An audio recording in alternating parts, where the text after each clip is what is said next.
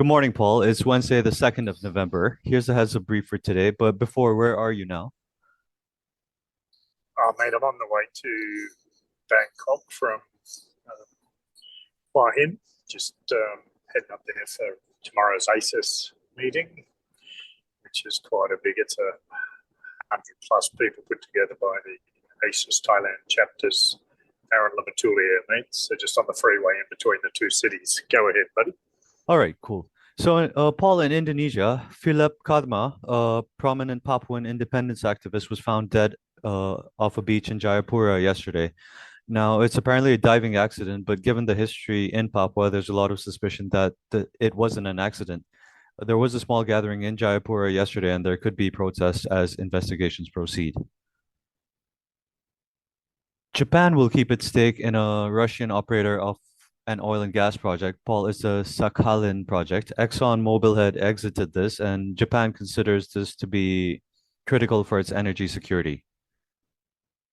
Yeah, that's interesting. That Sakhalin project's one of the biggest in the world. So fascinating to see just how the geopolitical divide continues to split both finance and politics along two alignments, including the insurance sector, which is finding an avenue to so that the monopoly of the tailed suits in London can't control everything and use insurance as another political tool for the West. It's interesting to see how we're seeing a real splitting of the global economy, global power along two alignments.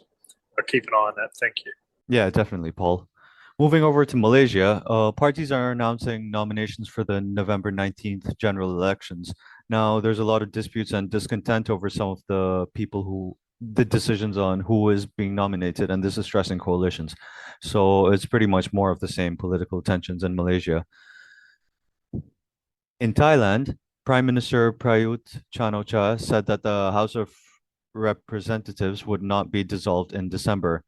Now, this comes after there were earlier perceptions that Parliament would be dissolved after the Asia Pacific Economic Cooperation Summit, which comes later in this month, Paul.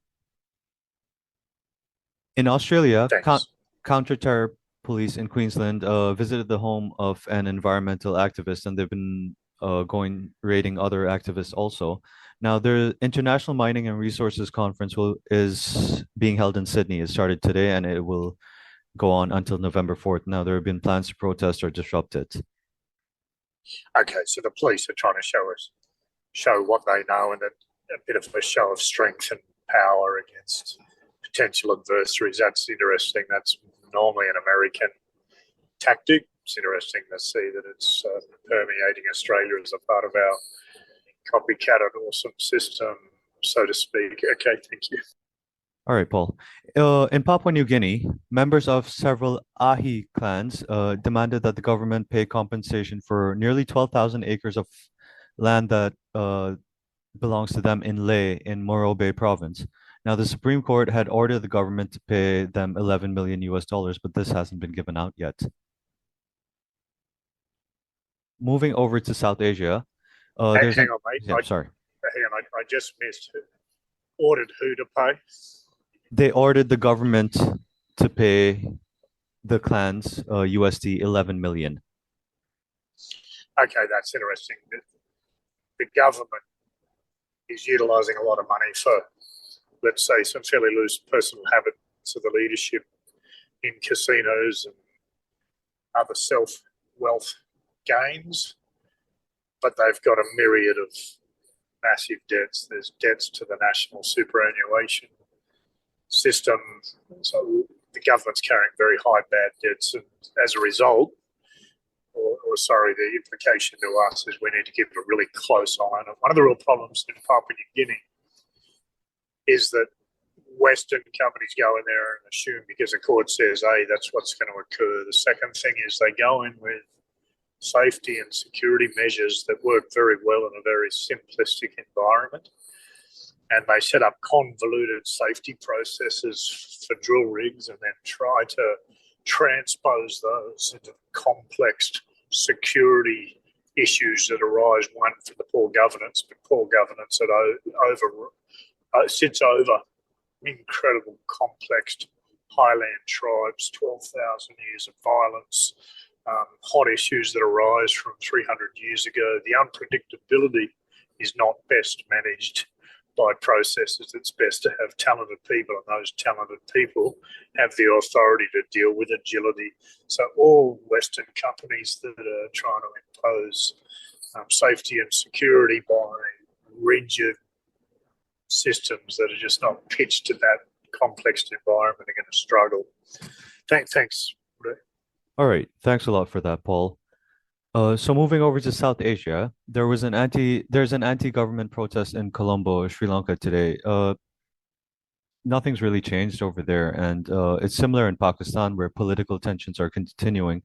This is despite the end of Imran Khan's long march. It was ended after a journalist was killed a couple days ago.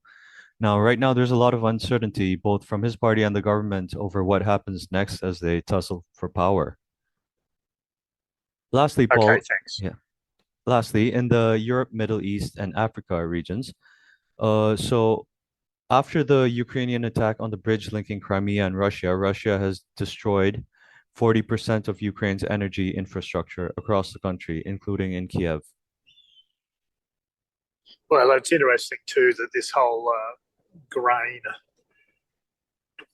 exporting issues being manipulated now politically, but it's interesting how the West only wants things to be manipulated one way. When Russia starts it, there's not an impartial view. It's a case of just emotional rhetoric.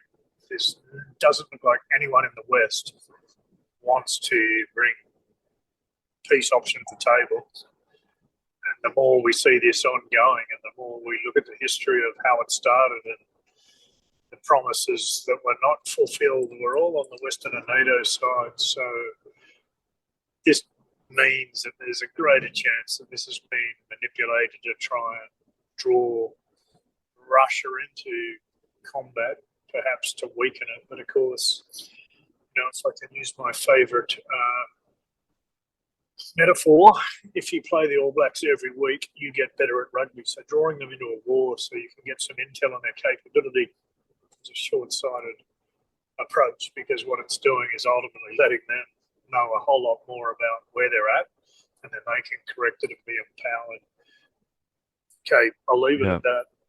Yeah, thanks for that, Paul. That's a heads up for today. How were your trips to Papua New Guinea and the Philippines? Oh, look, it was very interesting. Philippines is a very interesting place. I find it one of the most difficult places in Asia Pacific.